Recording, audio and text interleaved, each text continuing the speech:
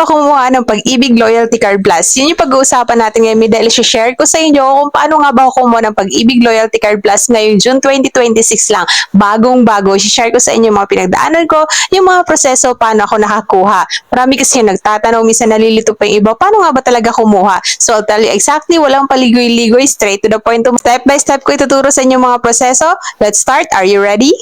Unang-una, para malaman mo talaga kung pwede ka ba talagang kumuha based on what they checked when I applied, dapat meron kang permanent 12-digit number ng MID number. Hindi yung temporary registration number lang ha, dapat yung MID talaga ng Pag-ibig. Pangalawa ay dapat meron kang hulog o contribution sa nakalipas na 6 na buwan. Pangatlo, kahit employed ka o self-employed ka o voluntary member o OFW ka, pwede ka rin kumuha, same process lang. Hindi naman ganoon karaming mga requirements me. Unang-una, kailangan magkaroon ka muna ng application form or HQP PFF 108. Dinownload ko lang ito from the official Pag-ibig website, pero pwede ka rin kumuha doon mismo sa branch. Pangalawa, isang valid government ID lang ginamit ko yung national ID ko, pero pwede rin gumamit ng UMID, passport, driver license, PRC ID o voter's ID. Pangatlo, kailangan mo lang maghanda ng 125 pesos cash. Yan lang one-time payment ha, wala kang ibang renewal fee, wala kang ibang hidden charges na babayaran. Susulit talaga. Pang-apat, ito yung active mobile number mo at email. Tinatanong nila ito para sa mga updates.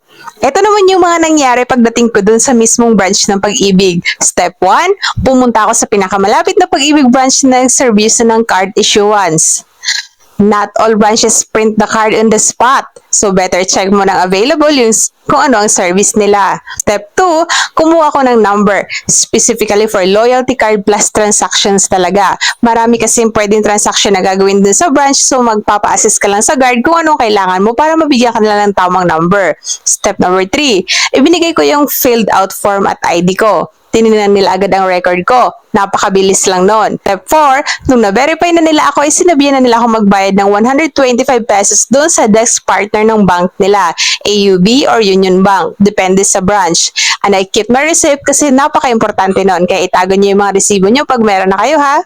Step number 5, dito na yung biometrics. Kinukuha nila yung picture mo, fingerprints, digital and signature. Advice ko sa'yo na magsuot ka ng formal kahit naka-collared shirt ka at walang bonnet para malinaw yung kuha ng picture mo. Step number 6, after about 15 to 20 minutes, binigyan na nila agad sa akin yung card at kasama na yung pin mailer. Same day yung release talaga, hindi mo kailangan bumalik ng ibang araw.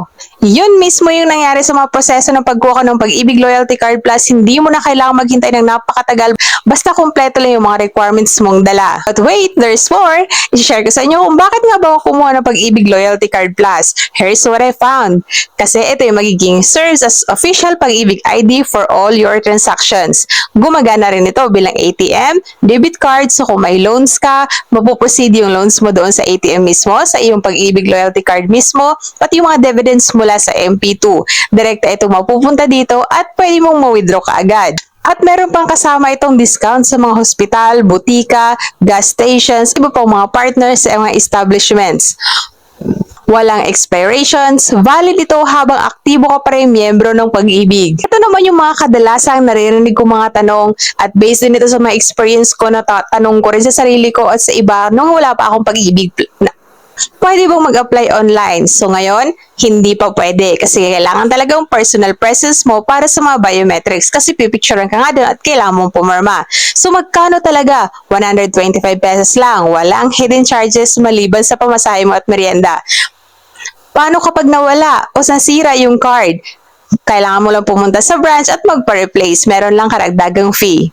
So, yun na nga yung buong experience ko kung paano ako kumuha ng Pag-ibig Loyalty Card Plus. Kung ikaw nagbabala ka rin kumuha, ay kumuha ka na. Kailangan mo lang talagang magdala ng mga kompletong requirements para hindi ka na pabalik-balik pa. At kung feeling mo nakatulong itong video na to, ay share mo to sa iyong mga kakilala, mga kamag-anak, or kaibigan. At huwag kalimutan mag-like and subscribe para lagi kayo updated sa mga tutorials and information videos namin. Ingat po tayong lahat and God bless us all.